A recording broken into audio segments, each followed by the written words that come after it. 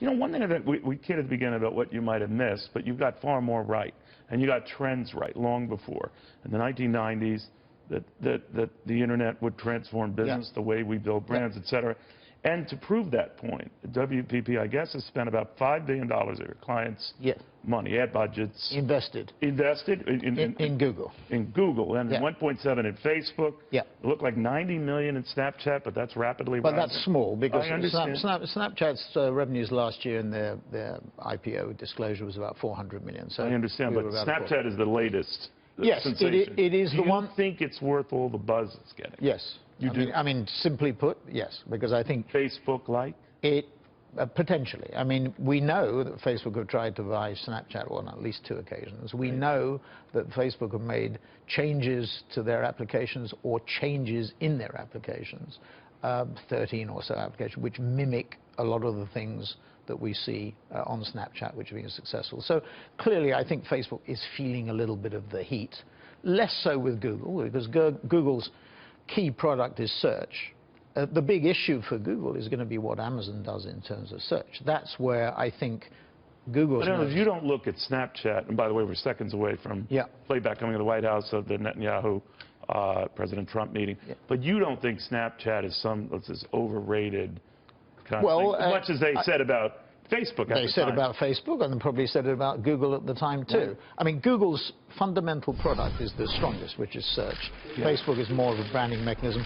Snapchat, I think, is a significant competitor to Facebook. Martin, if I can, I just want to see if they are saying anything. This is in the Oval Office here. So they did things in reverse. They had the press conference first that was short and sweet, and now Benjamin Netanyahu with Donald Trump. They might be answering reporters' questions, so Martin will indulge me. We'll get them. Go ahead.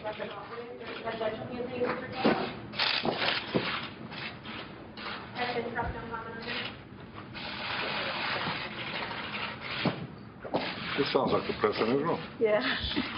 It certainly is. Thank you. Thank you very much. Thank you.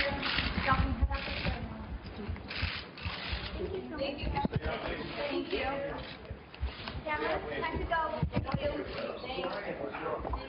Oh, you see it there. Again, these things are short and sweet. They take the spray of the room. Photo opportunity. Photo op, as they call it, right? You know, it's we were mentioning before, Martin, the way the approach this president has to even sort of negotiate at a press conference, saying, you know, those settlements of yours. I'd like you to be a little bit restrained. Yeah, exactly.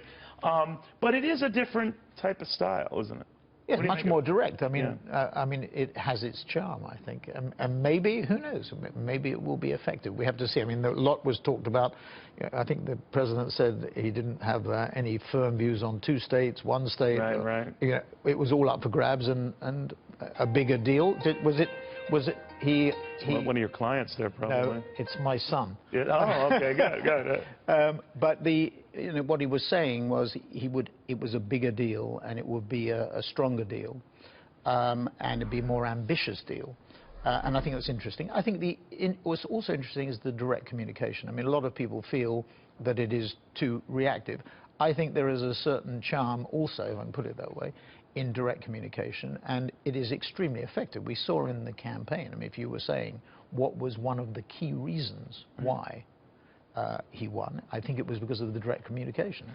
He was asking for me for a view as to whether he should continue to communicate directly. I would say yes. The market reaction has been whatever consternation in the media, the stock market here more than one, been running the races again on some of the spurring to come, I guess, through either more spending or tax cuts, more to the point. Well, the market's looking at, you know, if after-tax earnings are going to increase to the extent... It doesn't look so rich all of a sudden. It doesn't. Do you think the markets are getting ahead of themselves? I know it's a gut read, but what do you think? No, I don't think. I think it's so difficult to say because we don't know what the extent of the tax reform would be. We don't know the extent of what the infrastructure spending would be. I was talking to one cabinet minister who said it takes 3.5 years to get a piece of legislation through, which sort of shocked me. I didn't realize that was the case. So to try and move things significantly, it takes an awful lot. I mean, you think about 3.5 years. That's how long does it take in Britain? Not dissimilar, shorter, but not dissimilar. But you know, actually, Prime Minister Cameron tried the same thing that President Trump has tried. You know, for every piece of regulation you introduce, take away two. He did exactly the same thing. Did it work? Not really as much as I think he thought it would do, but it's the right way to go about things. So changing things can take a long period of time. That's why the presidential executive orders, you know, do have their charm, because they can get things done, or apparently get things done quickly. They have to be implemented, as you saw from the immigration ban, in an extremely effective and careful way. It's the devil's in the detail. Indeed. How's the new baby? The new baby is spectacular. Yeah. 3-month birthday. That's terrific. That's terrific. And what did the son wanted to borrow? A jet or something, or what? There is no jet to borrow. So, sorry, you missed out on that one.